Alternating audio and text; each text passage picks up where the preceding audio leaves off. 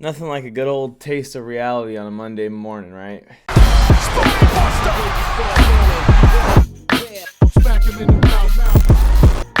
I gave you fair warning, beware.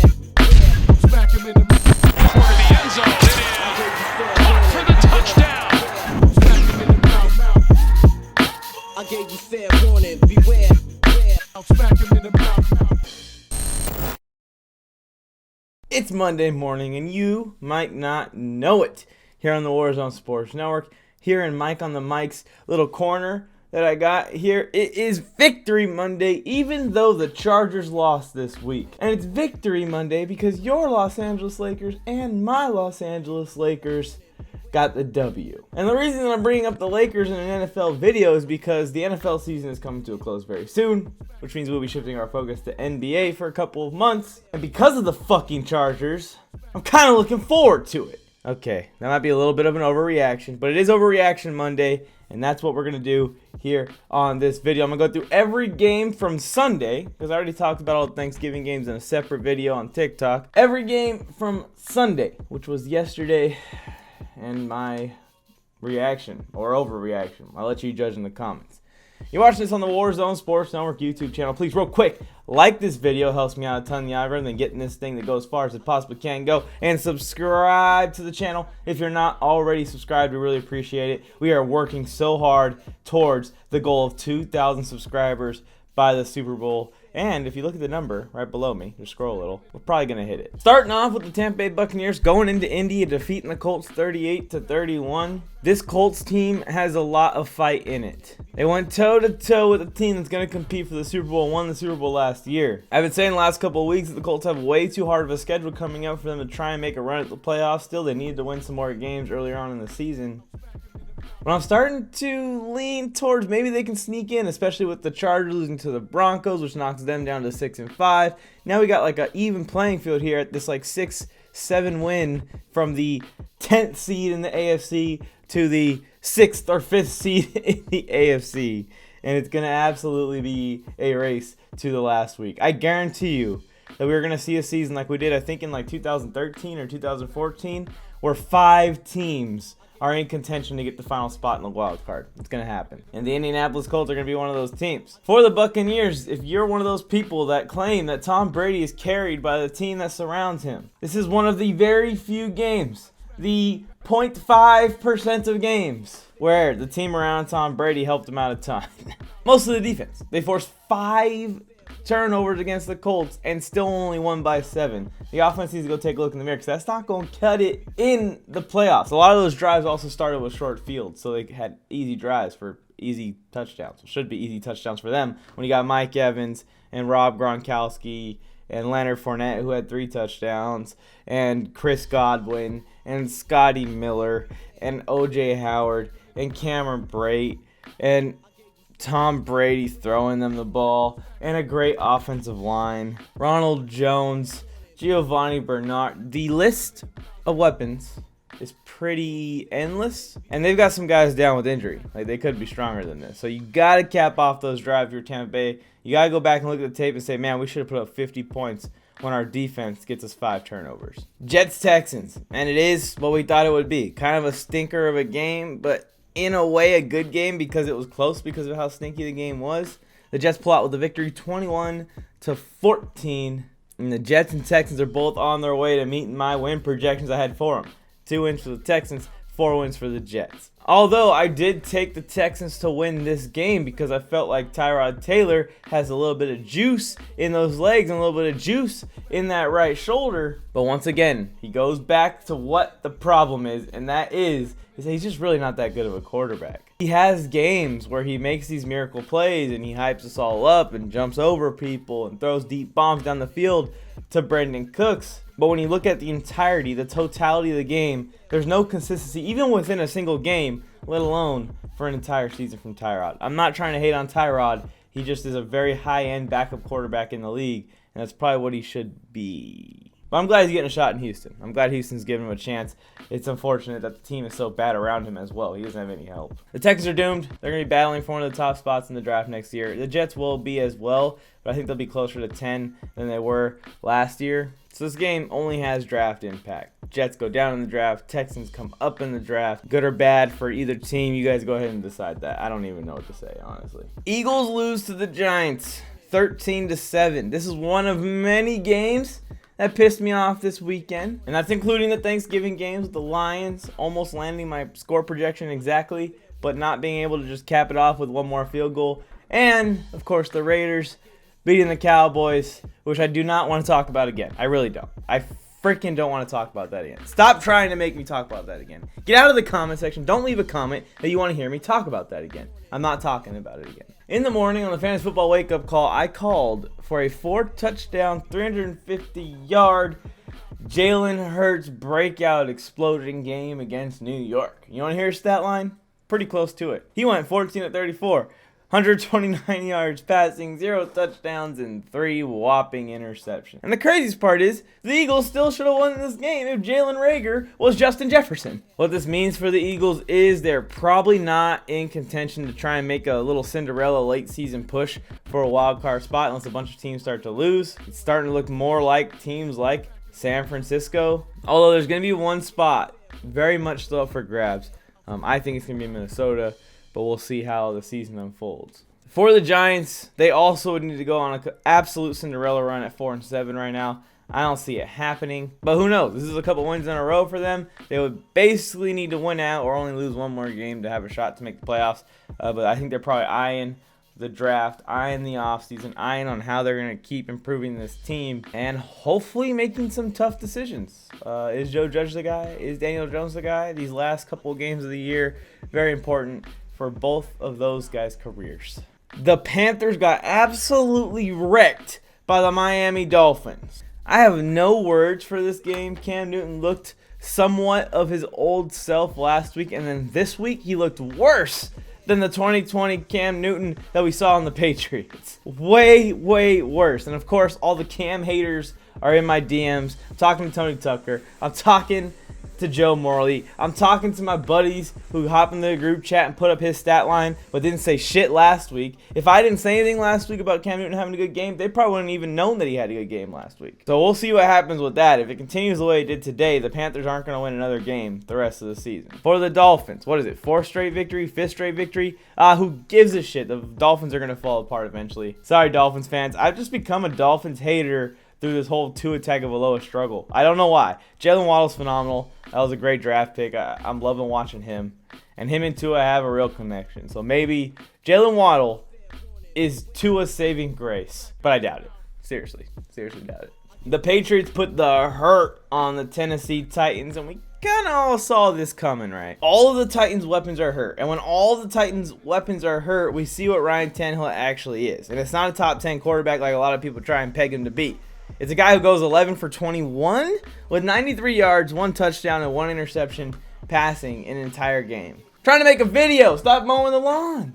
What are you guys doing?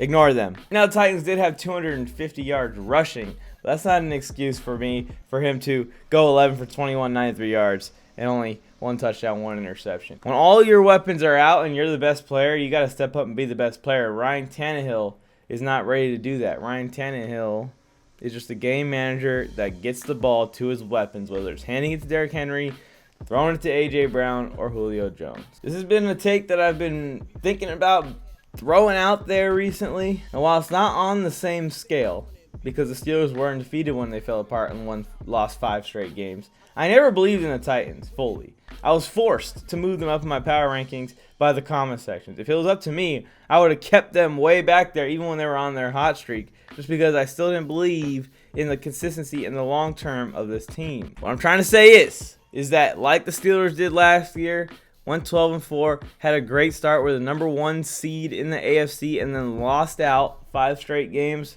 I think the Titans might do the same. In that situation, losing out led to a team being 12-4, still making the playoffs and losing in the first round. In this situation, this is going to move the Titans all the way back into contending for the wild card again. We shall see. Maybe I'll make a separate video. Titans lose out. I got to really take a look at their schedule. For the Patriots, we know where they're headed, man. They're heading straight to the playoffs, and they're going to be contending for the AFC. Everyone has to still be recovering from the 20 years of dominance the Patriots just put on us. They took 1 year break, and now they're right back to it with Mac Jones. Now, in the playoffs, I still don't trust this team to make a long run, but can they win a playoff game? Sure. Can they win a second playoff game? Sure. I don't think they make it to the Super Bowl. I'll just say that right now.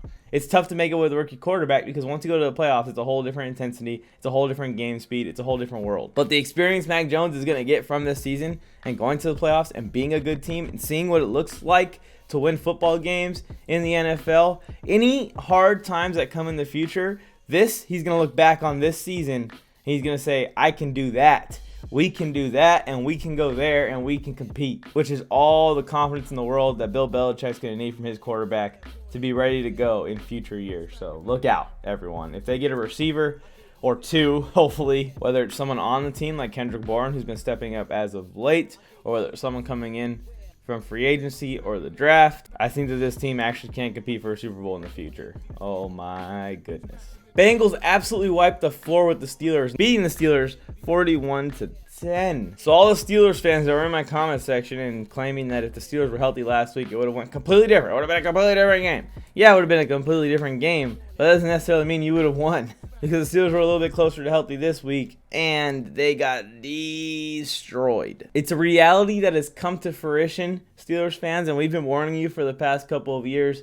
Big Ben's done. He don't got it anymore, and late in the season, it's going to get worse and worse and worse. Last year, we saw late in the season, he couldn't get the ball down the field. This year, it's going to be worse than last season, so buckle up.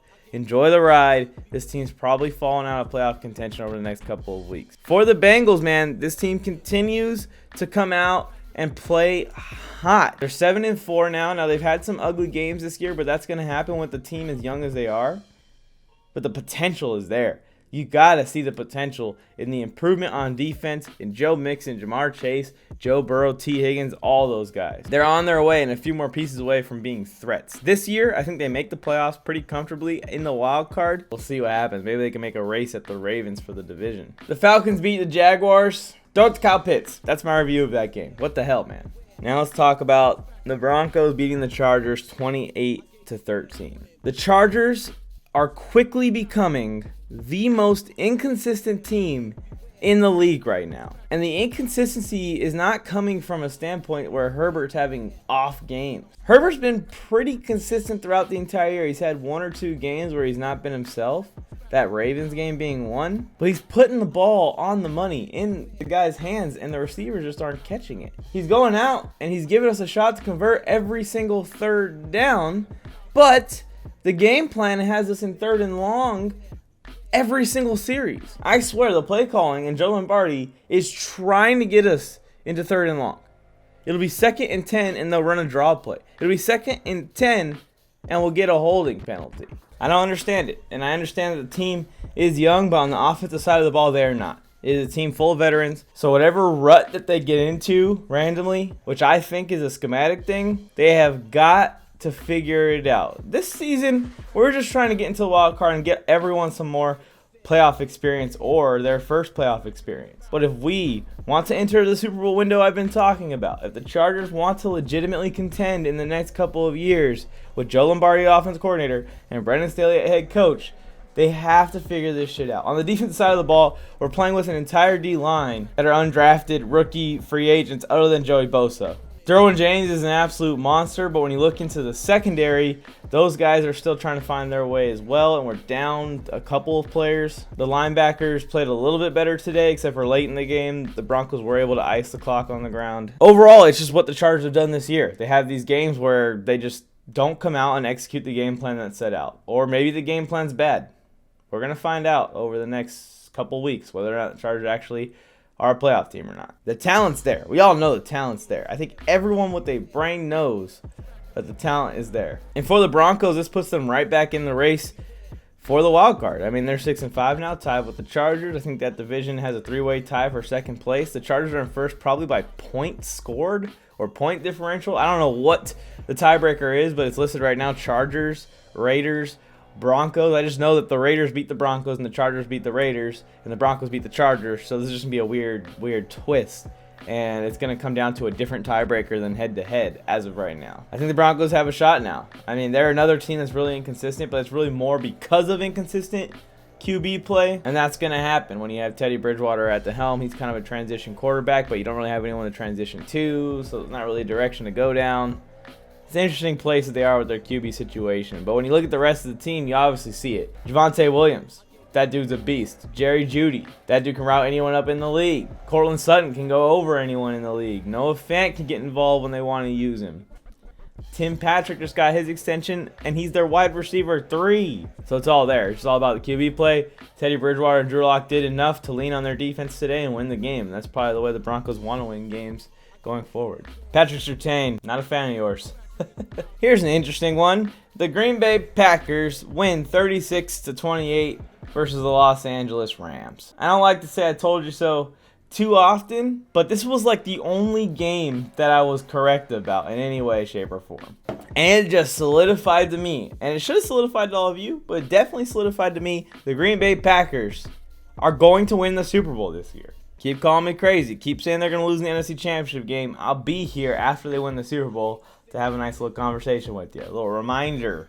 Probably clip this out and throw this in that video. For the Rams, they're obviously still competing. They need Robert Woods back. You can tell how much that's hurting their offense. Odell did get the late garbage time touchdown, which was cool to see. I expected the weather to really affect this game, but it really didn't. It was pretty nice. I bet you it was cold, but there was no snow. There was no rain. There was no wind. Gosh, damn, man. The freaking Gardeners. We're going to fight through this. Got to get through this. Overall evaluation of the Rams is in the playoffs, they're still going to be a team that can beat anyone, but they need Robert Woods back. They need Cam Akers back. They need this O-line to be healthy. They need the defense, obviously, to be healthy. And this team can really compete for a Super Bowl. But in the current status that they're in and the way that they're playing right now, wouldn't put my money on it. Because I got my money on Green Bay. Let's talk about Vikings 49ers, another one that I was completely dead fuck-ass wrong about. Excuse my language. It just pisses me off when I'm so confident about a take, and I'm confident about the Vikings beating the 49ers, confident about the Vikings going on to really compete for this wild card, and then it's just wrong. It's just dead wrong. You have to completely come out with a different opinion. Because I was rooting for the Vikings, obviously. But now I have to change my tune, and I have to go with San Fran is probably going to make a wild card push, which was the take for the Vikings before. I said before the game that whoever wins this game has the keys to the car and the driver's seat to a 6 or 7 seed and still make the playoffs. And the fact that San Francisco 49ers have dealt with all they have over the last couple of years, and this year included, round of applause, man. We all were calling for the coach's head, but he's got to be doing something right to get this team on the right track again. They were going down the dark path for the rest of the year earlier in the year. Jimmy G is getting it to Kittle, getting it to Samuel. Elijah Mitchell has been a little bit of revelation for them. And then the defense is kind of working its way back. Not shut down like it was the year they went to the Super Bowl. And I don't think they have a chance to go to the Super Bowl by any means necessary. But it's kind of getting back to where they're forcing some turnovers. They're forcing mistakes by the offense. And they got Kirk Cousins lining up over the guard, which was pretty funny. Then we got another very, very boring game between the Ravens and Browns on Sunday Night Football. Again, I was saying that maybe we see another instant classic between these two teams. We see another absolute shootout like we did in last week's matchup on prime time, where Lamar Jackson goes into the tunnel, takes a poop, walks out, throws a touchdown pass like he's a savage, throws his shades on, and walks his ass home with the victory, with the win. They scored like 50 points, and the other team scored like 45 points. The Browns and the Ravens do not put on a show last night. Well, they did put on a show. A fucking shit show. Lamar threw 4 interceptions. The Ravens still won 16-10 somehow. Baker Mayfield looked awful. The Browns looked awful. The defenses didn't even look good. I'm not even going to give the defenses credit, because all the interceptions, everything that happened was like tip passes that were bouncing around like the circus, or just terrible throws, terrible reads. What the hell are you doing, Lamar Jackson? The Browns dropped to 6-6, but with the Chargers losing and all these teams being 6-5 in this AFC wildcard race, they're still in the race. They got to focus, they got to get it together, and they got to figure out the identity of this team. You got to feed Nick Chubb. That's basically what it is. Feed Chubb. Feed Chubb. And they got Kareem Hunt back now too, so hopefully they can start working him in even more than they did this week. That's it. It's probably too long. I didn't want it to be this long, but it was too long. Thank you to the Gardeners. Thank you for tuning in and listening to me overreact on this Monday, early morning. Make sure you guys are subscribed, like I said, with notifications on, so you're here for every video that drops. We drop a ton of content all week long, live shows with interactive chats, everything in between. You don't want to miss out on it. You really don't want to miss out on any of it. Thanks for tuning in. I'm Mike, and I'm on the mic, and this is me saying until next time.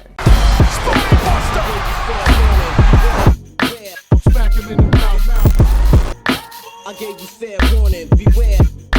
Smack him in the corner of the end zone. It is caught for the touchdown. Smack him in the mouth. I gave you fair warning, beware. Smack him in the mouth.